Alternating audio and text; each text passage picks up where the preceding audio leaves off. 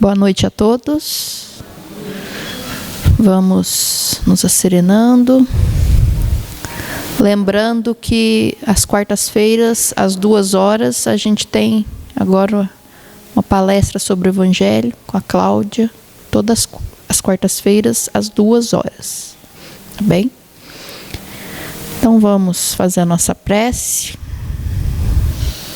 elevando o pensamento a Jesus, agradecendo pela oportunidade de estarmos aqui mais um dia, após um dia de trabalho. Agora podemos meditar, ouvir a palavra de Jesus, os seus ensinamentos, refletir no nosso mundo íntimo, na nossa vida. Fica conosco, Jesus, que os benfeitores amigos continuem nos intuindo ao bem e que possamos ter uma boa noite. Que assim seja.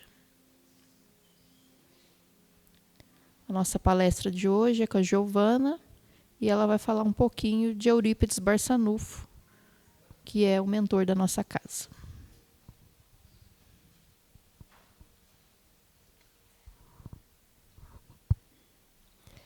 Uma ótima noite a todos. Ainda no mês de maio, mês do centenário da nossa Casa Espírita, no domingo que passou, tivemos momentos de comemoração que foram muito edificantes, muito gratificantes. E, aproveitando esse centenário, vamos falar hoje sobre o mentor de nossa Casa Espírita, Eurípides Barçanufo, que tem, com certeza, muito a nos ensinar. Quando a gente chega aqui em frente à casa e a gente vê uma placa, escrito Casa de Eurípides Barçanufo, mas nem sempre a gente para pensar que espírito é esse. O que nós sabemos sobre Eurípides? Ele nasceu na cidade de Minas Gerais, numa cidade pequena de Minas Gerais, chamada Sacramento. Nasceu no ano de 1880, no mês de maio, também, no dia 1º de maio. E é interessante a gente observar um espírito que viveu numa cidade pequena, uma cidade sem muito recurso, sem muitas possibilidades, e deixou um legado impressionante para aquele lugar. A gente pensa, esses grandes espíritos, não importa onde eles são colocados, eles vão florescer. Jesus não foi para muito longe para poder exercer o seu ministério, trazer os seus ensinamentos. E olha o que ele deixou para nós. E Eurípides Barçanufo é chamado o apóstolo da caridade. E muito do que nós vamos refletir hoje está nesse livro aqui, Eurípides, o Homem e a Missão, de Corina Novellino. Esse livro é da biblioteca do Centro Espírita. Quando acabar, eu vou devolver. Quem quiser, fique à vontade para pegar, para ler, tá? É de graça, não paga nada. Então, a gente vai ver que o nosso apóstolo da caridade, ele começa a exercer onde? A caridade. Onde que nós devemos exercer primeiramente a caridade? Com o próximo mais próximo, no nosso lar. Não é? E a mãe de Eurípides, a dona Jerônima, ela tinha um problema sério de saúde. E depois eles vêm a compreender que seus problemas estavam ligados a um processo obsessivo. Mas, até então, era uma enfermidade grave. E Eurípides era alguém muito inteligente, desde muito pequeno. E ele teve a oportunidade de estudar medicina, que era algo que ele queria muito, fora de Sacramento. Mas, quando ele está, né, com tudo preparado para ir, a mãe tem uma crise muito grave, e aí ele compreende que o lugar dele era ali, cuidando, zelando. E ele renuncia e acaba ficando em Sacramento. Mas, como ele era alguém muito inteligente, desde criança, inclusive na escola, ele ajudava todo mundo. Os professores, muitas vezes, contavam com a sua colaboração para poder ensinar, auxiliar os outros colegas. E, embora ele não saiu para estudar a medicina, mas ele teve a oportunidade de ler muitos livros. Ele entendia muito de farmácia, de medicina, por amigos que lhe emprestavam os livros, né? Lhe arrumavam esses livros. Ele teve a oportunidade de estudar bastante a medicina. E daqui a pouco a gente volta a falar, né, dessa parte da medicina, da farmácia.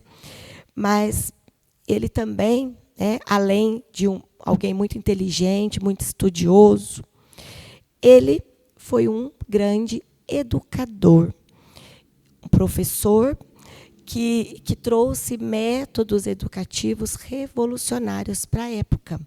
Ele também se inspirou no método de Pestalozzi, que também Kardec foi discípulo dele, e Eurípides funda o Liceu Sacramentano, em 1902, na cidade de Sacramento, que trazia uma metodologia bastante avançada para a época. Por quê?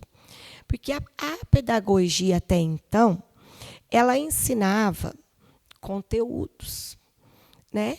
E ela educava por meio do corretivo, né? da reprimenda, né? Às vezes até da violência. Mas Eurípides não. Ele visava a educação integral do ser. Ele era espírita antes de ser espírita, né? Que o espiritismo nos ensina, né? Então ele já trazia esse conceito, a educação integral do ser. Ele não só ensinava as disciplinas, mas como também ensinava a formação do ser humano, a formação espiritual. Ele ensinava, por exemplo, a caridade, o amor ao próximo. Os seus alunos, inclusive, por incentivo dele, fundaram a Sociedade dos Amiguinhos dos Pobres. Tudo isso está nesse livro aqui.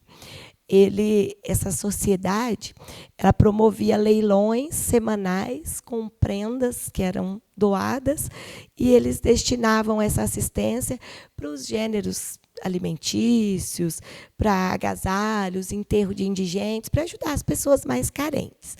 Então, por onde Eurípides passou, ele deixou luz, né? No seu lar, né? Enquanto professor, educador. Ele também ingressou na política. Ele foi vereador e exerceu 2 mandatos também lá na cidade de Sacramento. E ele, enquanto esteve, né, vereador, ele lutou pela implantação de escolas públicas na cidade, a primeira estrada de ferro, foi ele que conseguiu trazer, e ele lutava sempre pela melhoria das condições de higiene, saúde da população. Então, é possível ser alguém íntegro na política, né? Desde que se tenha essa firmeza, né? Esse entendimento da vida. E, inclusive, ele renunciou ao seu segundo mandato, porque ele foi eleito para exercer 3 anos de mandato. E, por uma medida considerada arbitrária, decidiram que os vereadores deveriam ficar por 4 anos no mandato. Então, é onde ele renuncia. Não, o povo me elegeu para 3 anos, não para 4. E aí é onde ele deixa a política. A partir do momento que ele viu que não estava indo para um caminho bom, ele, como um seguidor do Cristo, ele deixa a política. E Eurípides, né, no início da sua vida, ele era católico. Ele frequentava a igreja católica e assim, ele era um grande seguidor do Cristo, né? E já fazia o bem. E ele tinha muito contato ali com vários padres. Ele era presidente de uma congregação da Igreja Católica chamada São Vicente de Paulo. E, inclusive, ele era assim alguém tão curioso, que buscava tanto o conhecimento, o entendimento, que um padre conseguiu para ele um exemplar da Bíblia, escondido, porque não podia ler a Bíblia antigamente, né?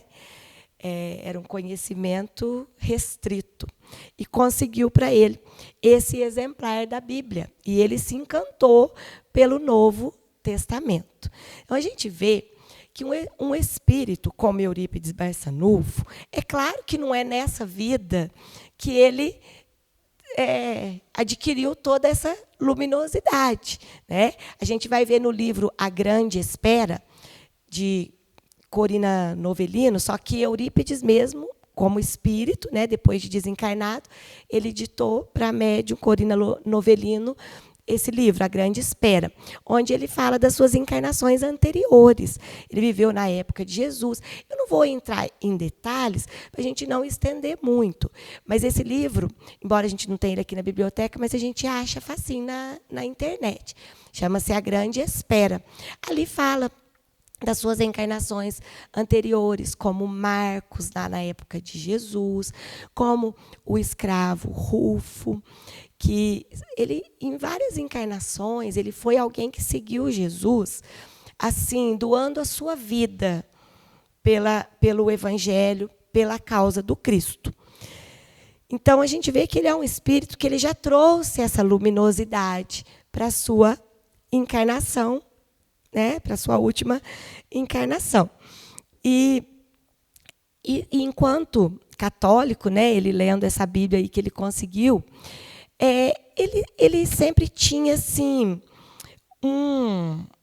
quando ele lia o sermão das bem-aventuranças, né, o sermão da montanha, ele ficava assim, tinha alguns pontos ali que ele intrigava muito, ele pressentia que tinha algo mais ali, que esse entendimento ainda não tinha chegado para ele. E até que ele conhece o Espiritismo, né? E é interessante porque a doutrina espírita, né, Eurípides nasceu em 1880. O Livro dos Espíritos é publicado em 1857. Então, a doutrina espírita tinha acabado de surgir, né, lá na França. Então, existia muito preconceito em torno da doutrina espírita. Ainda hoje existe, né? Aí, imagina nessa época. Então, esse preconceito assim, era algo que levava à perseguição de pessoas mesmo. E Eurípides, quando, né, um tio dele, que tinha um centro espírita, o tio convida, né, Eurípides para ir conhecer tudo, ele não concorda, fala, não, isso, né, pouca informação que a gente tem, não é coisa boa. Até que ele o tio dá um exemplar do livro Depois da Morte, né, de Leon Denis, e ele lê aquele livro e aí desperta uma luzinha ali. E ele vai assistir uma das reuniões lá no centro espírita do tio, nessa fazenda. E quando ele está lá, em sua mente, no seu pensamento, ele pensa assim, se João Evangelista me explicasse o sermão da montanha, essas dúvidas que eu tenho acerca do sermão da montanha. E aí, João Evangelista se manifesta através de um médium, que era uma pessoa analfabeta, e explica com riqueza de detalhes, com grande propriedade, com uma linguagem bastante elaborada, o sermão da montanha a Eurípides. E aí não restam mais dúvidas, né, de que aquilo era verdade. E a partir dali, ele torna-se espírita. A partir dali, ele entende, né, qual era o seu caminho. Só que ainda ele era um membro assim bastante atuante na Igreja Católica. O colégio em que ele trabalhava, né, que ele fundou, tinha muitos alunos católicos. Ele era presidente da Congregação São Vicente de Paulo. Então ele tinha uma raiz ali profunda no catolicismo. E, né, deixar tudo isso para trás numa época de tanto preconceito com a doutrina espírita não é para qualquer um, né? E aí a gente vai ver, eu vou pegar um trechinho aqui no livro mesmo, para a gente ser bastante fiel, que ele volta, né? Depois disso, ele volta ao centro espírita do tio, novamente, e aí ele é convidado para sentar à mesa junto com as pessoas que estavam ali em vibrações pelos enfermos, né? E ele recebe, né, uma mensagem, né, através de um médium, o espírito do São Vicente de Paulo, que era, né, que levava o nome à congregação que ele era presidente, vem essa comunicação direcionada a Eurípides.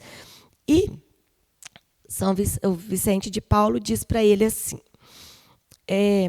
abandone sem pesar e sem mágoa o seu cargo na congregação.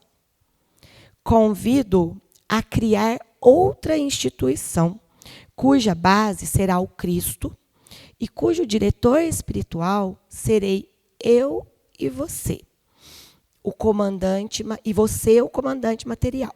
Afaste-se de vez a igreja. Ou seja, Vicente de Paulo, o grande apóstolo, pai dos órfãos, né?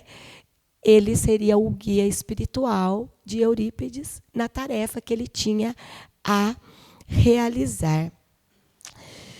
E Vicente de Paulo continua: quando você ouvir o espolcar dos fogos, o repicar dos sinos ou o som das músicas sacras, não se sinta magoado, nem saudoso, porque o Senhor nos oferece um campo mais amplo de serviço e nos conclama a ação dinamizadora do amor.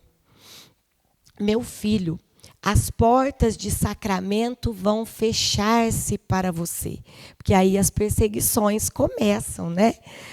Os amigos afastar-se-ão, a própria família revoltar-se-á. Mas não se importe, proclame sempre a verdade, porque a partir desta hora as responsabilidades de seu espírito se ampliaram ilimitadamente. Com o conhecimento, aumenta-se a responsabilidade, né? E concluiu o luminoso guia: você atravessará a rua da amargura, com os amigos a ridicularizarem uma atitude que não podem compreender. Então, a partir desse momento, ele entende a tarefa que ele tinha a realizar. E, claro que ele passa a ser perseguido, né? Ele deixa, sempre com grande serenidade, mas ele deixa, né, a congregação de São Vicente de Paulo, e todo mundo pensa, Eurípides está louco, né? O professor está louco. Né? As pessoas pensam, nossa, judiação, uma pessoa tão boa e ficar louco desse jeito. Né? Então, ele passa a ser perseguido. A igreja inicia uma campanha de caluniar mesmo, para caluniar mesmo Eurípides. Né? E cidade pequena é um negócio, né? Todo mundo conhece todo mundo, então não precisa ir muito longe para começar a ser apontado na rua, começar a ser perseguido mesmo. Né? Tem até um momento que conta nesse livro aqui, que ele ia sair para ajudar alguém, e tinha 2 homens do lado de fora, na esquina, assim, perto da casa dele, com armas, esperando para poder matá-lo. E aí, Bezerra de Menezes, né, espírito, em pensamento, diz a ele, tem 2 homens ali que estão ali prontos para te matar, mas pode ir assim mesmo. E ele vai. Será que a gente teria essa coragem? Né? E ele vai. Então, a gente vê que né, é um espírito que sabe o que está fazendo, né? Que sabe a que veio. Inclusive, a mãe de Eurípides vai até ele a pedido do pai para tentar livrar Eurípides dessa loucura. E ele sempre, com muita serenidade. É bonito a gente ver isso, né? Porque quando alguém nos critica, a gente geralmente se arma, não é? Não, ele não, com toda a serenidade. A mãe diz, né, que o pai pediu, né, para ela conversar com ele para ver se ele larga a mão dessa loucura. E aí ele pergunta para a mãe, mas o meu pai conhece o espiritismo? A mãe fala para ele, não conhece, não importa. O importante é que eu estou aqui amando seu pai para você largar a mão dessa loucura. E aí, por 2 horas inteiras, Eurípides conversa com a mãe, explica, demonstra para ela o que é a doutrina espírita. E aí a mãe volta, falando para o pai que o espiritismo não é doutrina de louco, mas é doutrina de salvação. E a mãe torna-se espírita e torna-se uma trabalhadora do bem. Né? E por meio do trabalho no bem, a mãe acaba se curando do processo obsessivo. E então a gente vê que, né, olha em quantas frentes de trabalho, né? Fora que, assim, Eurípides fundou, por exemplo, o jornal da cidade, né? que era uma gazeta. A questão da arte também foi algo que ele se preocupou bastante. Ele, inclusive, fundou um grupo de teatro com os seus alunos para poder levar mesmo a moralização, o entendimento, a sabedoria através da arte. E é claro, né, que um espírito que já era um seguidor do Cristo como Eurípides, a partir do momento que torna-se espírita, é claro que essa convicção vai se ampliar, né, gente? Então, o que ele faz? Lá no seu colégio, o Liceu Sacramentano, se a preocupação dele era a formação integral do ser, agora, com o conhecimento espírita, o que ele faz? Ele acrescenta o ensino da doutrina espírita às matérias, ao currículo da escola. E aí, como que a cidade viu isso?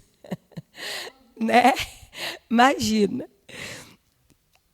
Aí os pais começam a tirar o filho, mas olha a coragem dele, né? Olha a coragem. Numa época de tanto preconceito, tanta perseguição.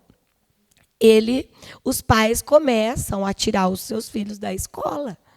E aí, Eurípides começa a se ver em grandes dificuldades para poder levar adiante o colégio.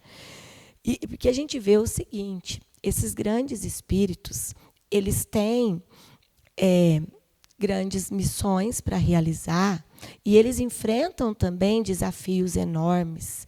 A gente pensar Chico Xavier, Divaldo Franco, tantos outros. Quantos desafios eles enfrentaram em tantas áreas da sua vida.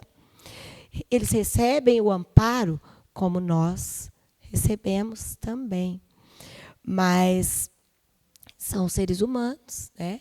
Eles também têm as suas dificuldades para poder levar adiante. E Eurípides pensa em desistir. Ele pensa, chega num ponto, vai fazer o quê? Dívidas, a escola, a situação começa a apertar, como é que ele vai fazer? E aí, num momento em que ele já estava ali, decidido mesmo a desistir, ele recebe uma mensagem. Ele está lá, no colégio, triste. E eu esqueci de falar uma coisa, deixa eu falar isso antes dessa mensagem. Eurípides, quando ele era um grande médium também. Daqui a pouco eu vou falar da questão da mediunidade. Ele era um grande médium. Quando ele se torna espírita, essas faculdades começam a se desenvolver ainda mais. Mas, nesse momento, surge, por meio de uma mensagem psicografada, ele lá no colégio, triste, já certo de desistir. Eu vou falar também do jeito que está aqui no livro, porque para a gente poder entrar, sintonizar com o sentimento que é transmitido. Eis que uma força superior tomou-lhe o braço e, mecanicamente, transmitiu uma pequena mensagem, mais ou menos nestes termos. Olha a mensagem que veio por meio dele, na psicografia. Não feche as portas da escola. Apague da tabuleta a denominação Liceu Sacramentano, que é um resquício do orgulho humano. Em substituição, coloque o nome Colégio Allan Kardec. Se com o nome Liceu Sacramentano, só pôr no currículo da doutrina espírita, já estava difícil. Imagina escrever Colégio Allan Kardec na fachada. E a mensagem segue. Ensine olha o peso dessa mensagem. Ensine o evangelho de meu filho às quartas-feiras e institua um curso de astronomia. Acobertarei o colégio Allan Kardec sob o manto do meu amor.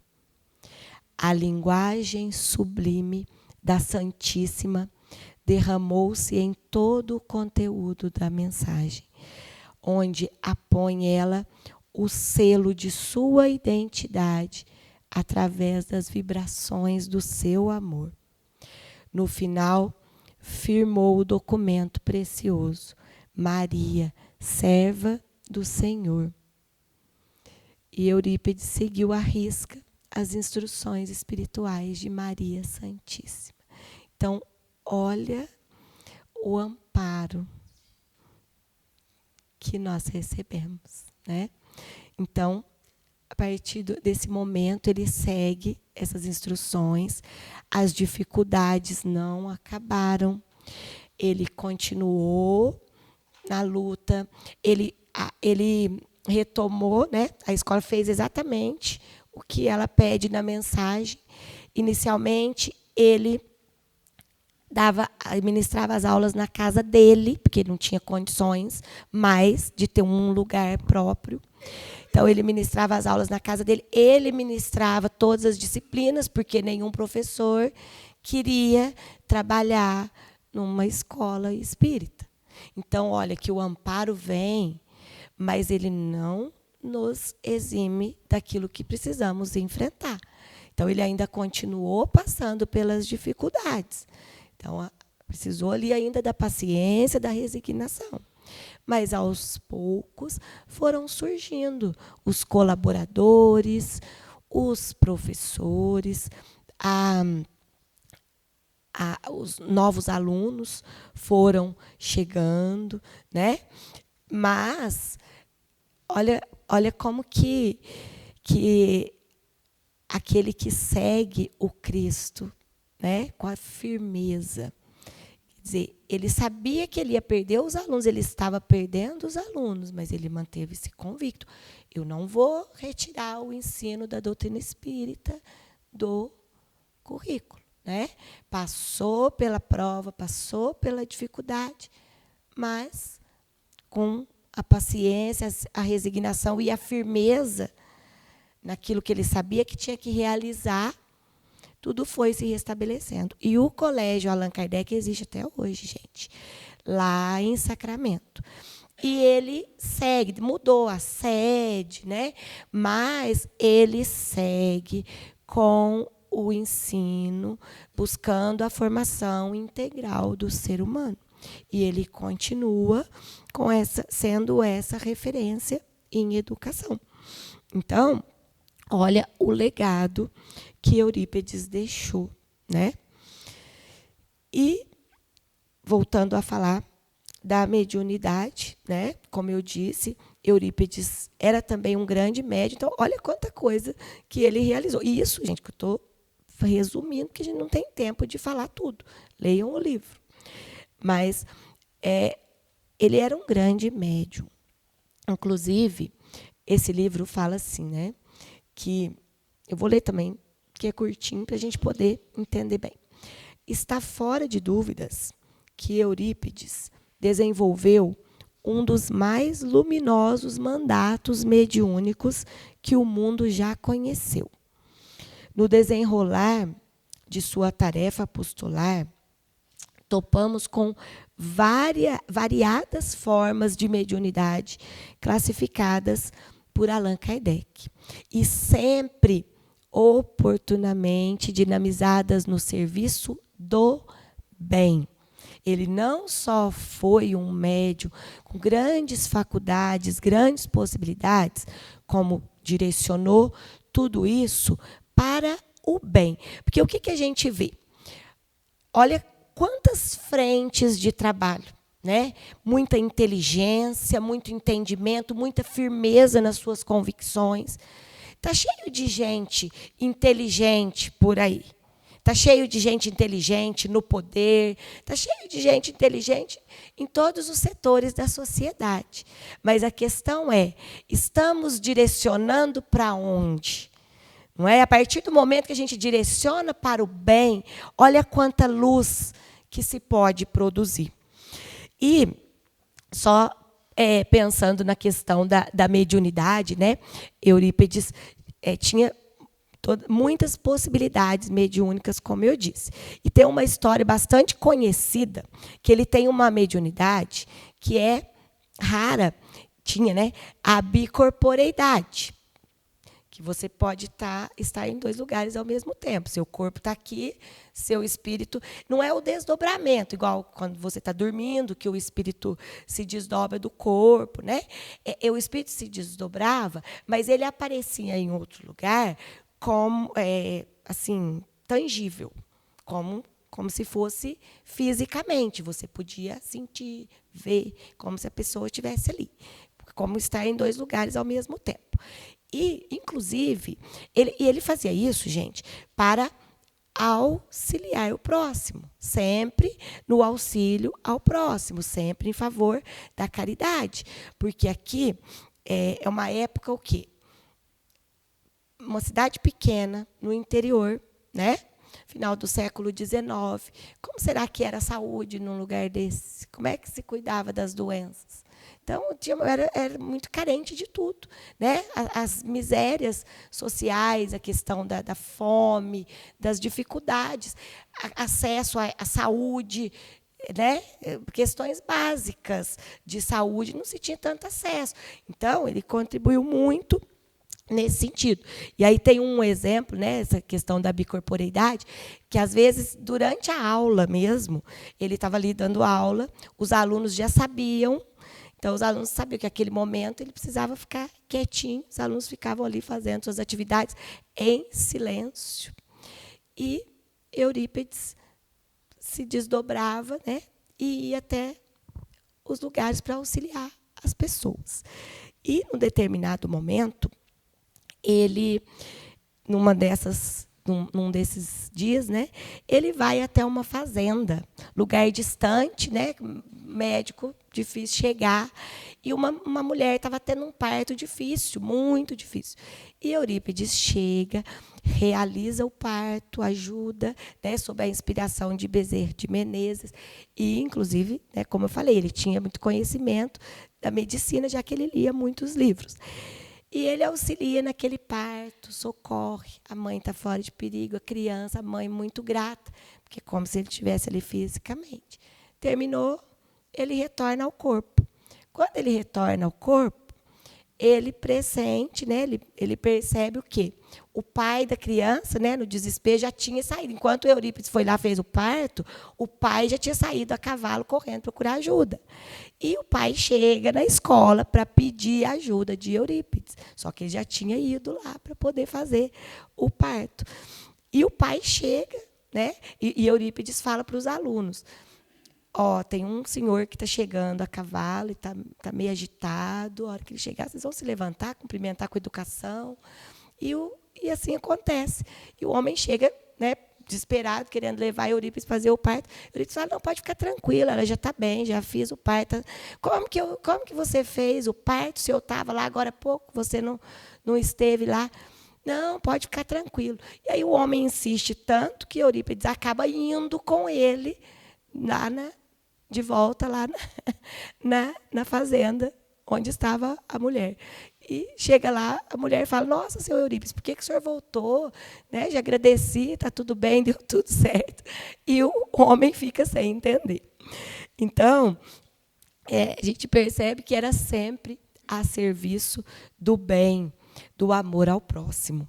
E também, né, além de tudo isso, ainda teve a farmácia que Eurípides funda, né, a convite de Bezerra de Menezes.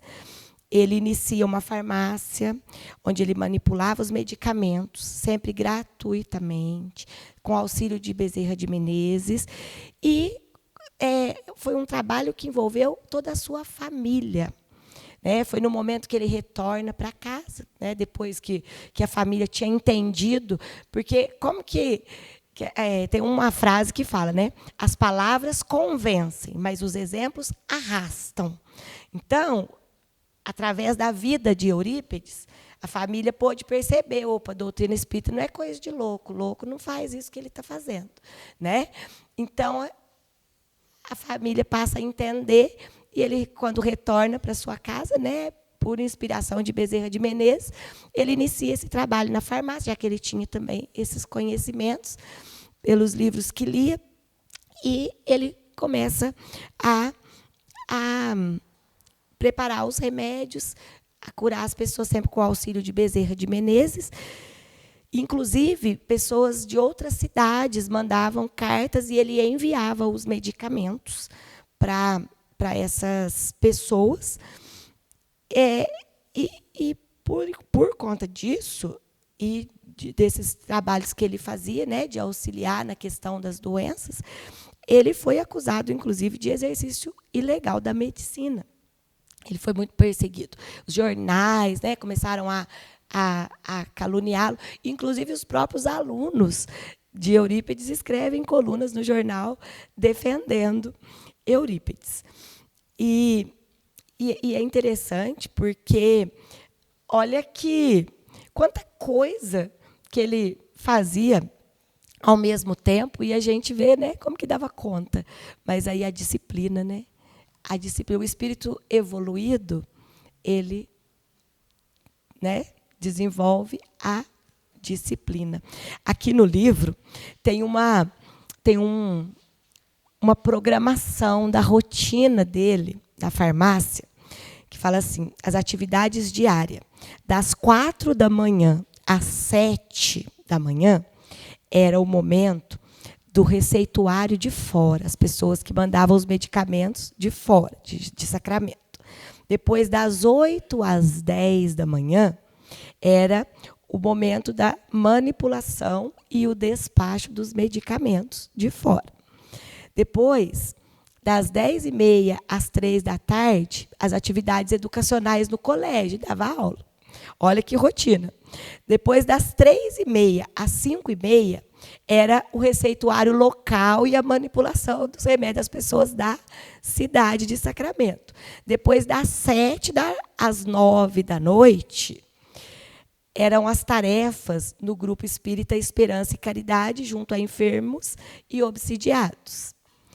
E nas quintas-feiras, que ele tinha folga no colégio, ele era a escrituração da Casa Comercial de Conquista, e nas horas de pausa, à noite, era a escrituração da Casa Comercial de Sacramento.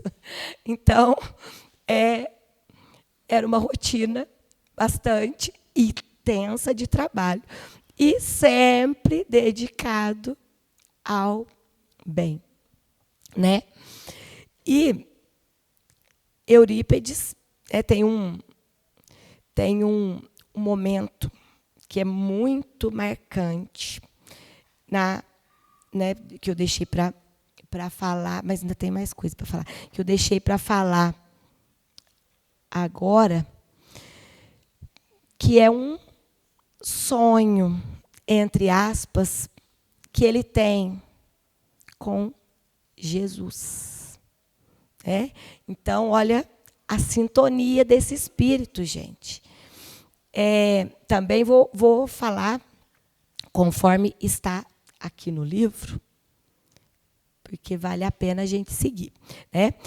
Está também relatado em um livro que chama-se A Vida Escreve, psicografia de Chico Xavier, pelo espírito Hilário Silva, mas também está transcrito nesse livro aqui.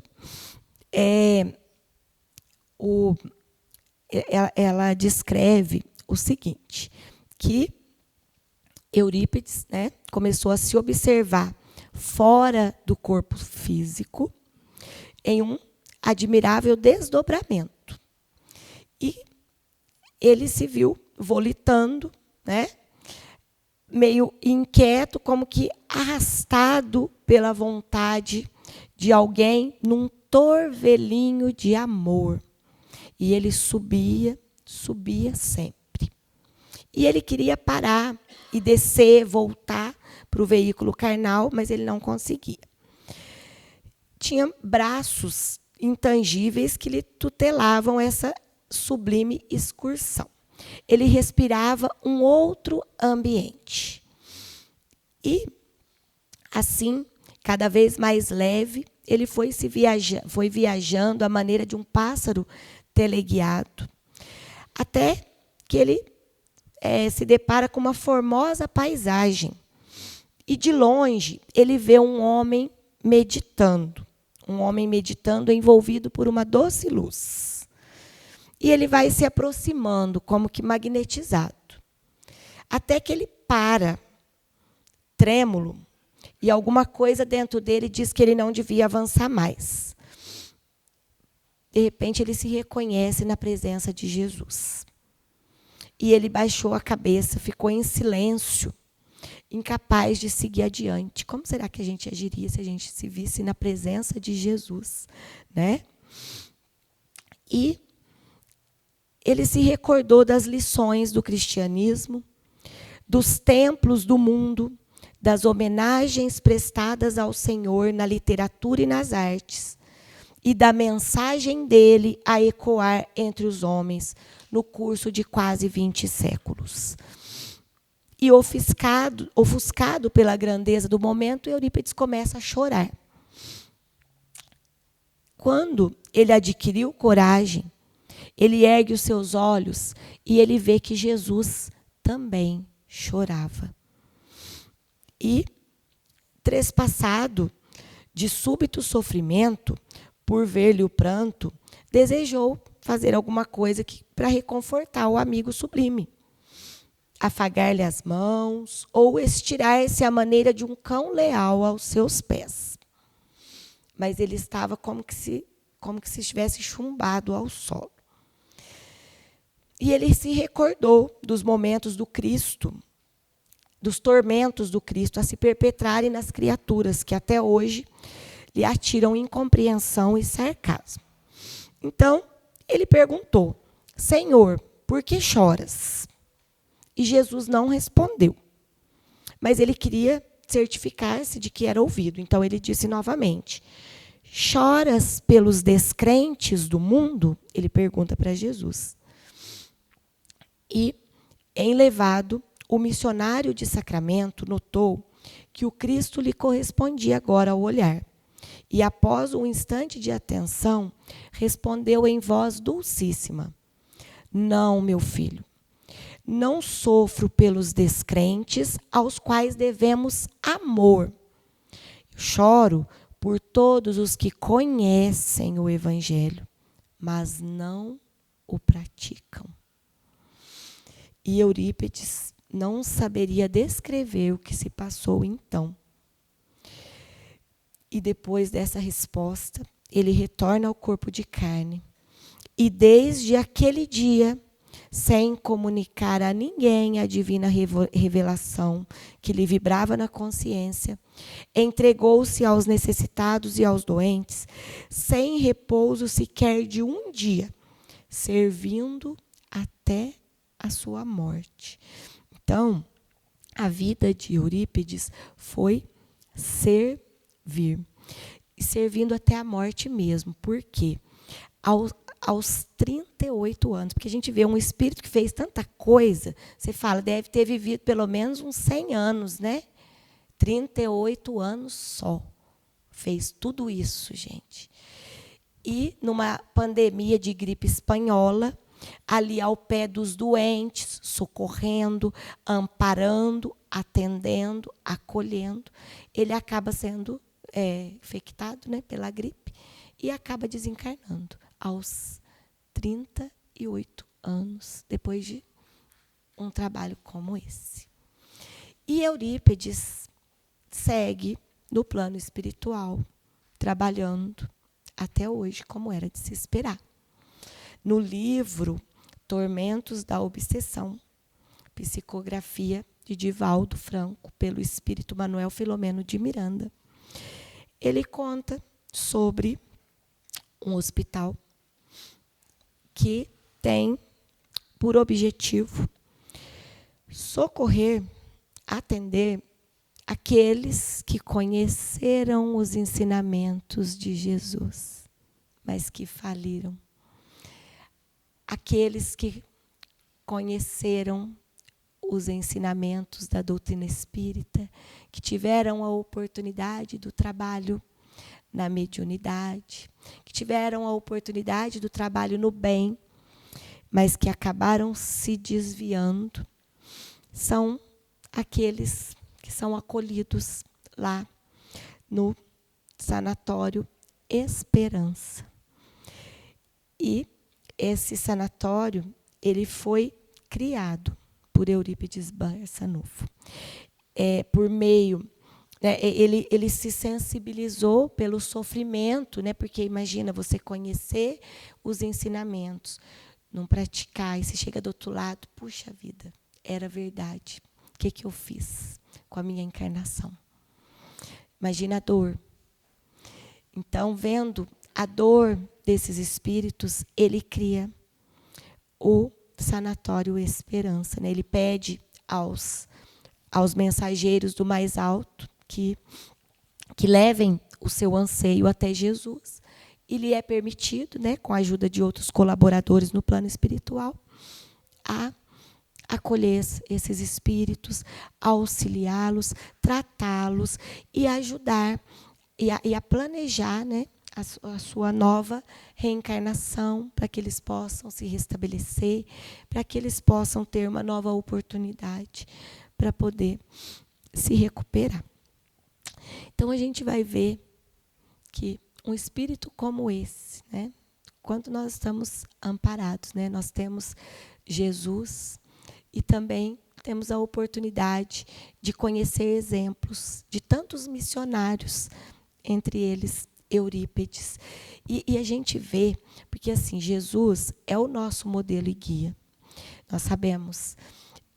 Mas quando a gente vê, a gente sabe que a gente precisa e está buscando seguir os ensinamentos do Cristo. Mas quando a gente vê espíritos dessa envergadura, a gente pensa, esteve aqui numa época mais recente, foi alguém que viveu num contexto mais próximo do nosso e que conseguiu fazer tanto. É inspirador para a gente tentar fazer pelo menos um pouquinho aquilo que está nas nossas possibilidades. Porque o que o livro dos Espíritos nos diz, né? Qual é o limite do bem? É o bem no limite das nossas forças. Qual é o limite das nossas forças? Eurípides Barçanufo trabalhou em várias frentes. Ele tinha essa consciência do valor do tempo, do valor desse tempo em que estamos aqui, dessa oportunidade. Ele soube erguer a sua candeia bem alto, como Jesus ensinou, e fazer do tempo um instrumento dos valores no progresso do mundo. Não só no progresso do mundo, mas também na eternidade, tanto para si quanto para os outros. Porque por todos os lugares por onde ele passou, ele trabalhou, mas ele arrastou um monte de gente junto com ele. Ele deu a oportunidade e ele abriu os olhos de quanta gente que estava à sua volta, o quanto ele plantou ali por onde ele passou. Ele soube aplicar e vivenciar os ensinamentos de Jesus. Não só, tanto o trabalho interno como o externo, porque ele buscou estudar, desenvolver a cultura, transformar o seu potencial em algo concreto para se tornar um espírito cada vez melhor, para poder servir cada vez melhor, tornar-se um instrumento cada vez melhor. Não é o que o Espírito de Verdade nos fala? Amai-vos e instruí-vos. Então, lá no livro Pensamento e Vida, Emmanuel diz que o trabalho, a ação, transforma o meio, que é esse trabalho que a gente faz no dia a dia. Mas o trabalho serviço transforma o ser. Que a doutrina espírita vem nos ensinar que o trabalho não é só aquele trabalho que a gente faz 8 horas por dia para a gente ter o nosso sustento material. Mas o trabalho é tudo aquilo que nos faz útil na parte que nos cabe na criação. Como Jesus nos diz, né? Sede perfeitos. É esse aperfeiçoamento, né? É essa meta que nós temos enquanto espíritos imortais. É nos aperfeiçoar é um trabalho. É o trabalho mais importante de todos os trabalhos, porque quanto mais eu me aperfeiçoo, mais útil eu consigo ser, né? E a gente vê que todo esse trabalho conectado a Jesus, né, nos lembra quando Jesus disse, eu vim para que tenham vida, e vida em abundância. Né? Olha que vida em abundância. E aí a gente vê que viver não é só existir. Né? O que nós estamos produzindo naquilo que transcende o que é material. E para encerrar, eu quero ler um trechinho de uma definição de Eurípides, dada pelo seu irmão em 1945, bem depois que Eurípides já tinha partido para a pátria espiritual. Ele traz uma definição de quem foi Eurípides. Ele diz assim, que Eurípides foi espírita, que ele realizou aos nossos olhos maravilhados quase tudo o que nos ressalta do estudo e da meditação da doutrina dos espíritos, codificada por Allan Kardec. E eu não vou ler a mensagem toda, porque ela é um pouco grande, mas depois quem pegar o livro vai saber. Mas ele diz assim: alenta-nos a certeza de que ele foi o que somos e que seremos o que ele é, que gravitamos em torno dele e que com ele subiremos os degraus mais amplos da escada de Jacó. Eis, pois, em 3 vocábulos o que vos poderia dizer em 1.000.000 de palavras. Eurípides foi espírita. É pouco? Muito? Não. É tudo para aqueles que têm coração de sentir, ouvidos de ouvir, olhos de ver, e sentem, ouvem e veem. Como simples carpinteiro, como educador, como médium de Deus, como fundador do Espiritismo, consolador prometido, Jesus, o Cristo do Tabor, é o espelho em que se reflete Deus, nosso Pai. Como simples guarda-livros, como educador, como médium glorioso, como espírita verdadeiro, Eurípides é o espelho em que se reflete Jesus de Nazaré. Repitamos: Eurípides foi espírita. Na sua forma mais ampla, né? Fica para nós o exemplo e a inspiração desse grande espírito. Vamos ao passe. Jesus, querido, inspirados pelo teu amor, pelo amigo Eurípides Barçanufo, que tantos exemplos nos deixou, que possamos seguir a nossa caminhada cada vez mais firmes nos propósitos a que viemos realizar, na tarefa de cada dia, naquilo que nos faz executar a parte que nos cabe na tarefa da criação. Sabemos que ainda somos grãos de areia, mas que possamos ser grãos de areia luminosos onde estivermos, esparzindo luz por onde passarmos, sempre confiantes no seu amor, buscando, ó Mestre, seguir os seus passos e os seus ensinamentos. Fica conosco, Senhor, e nos inspira nas atividades do passe. Obrigada por tudo, que assim seja.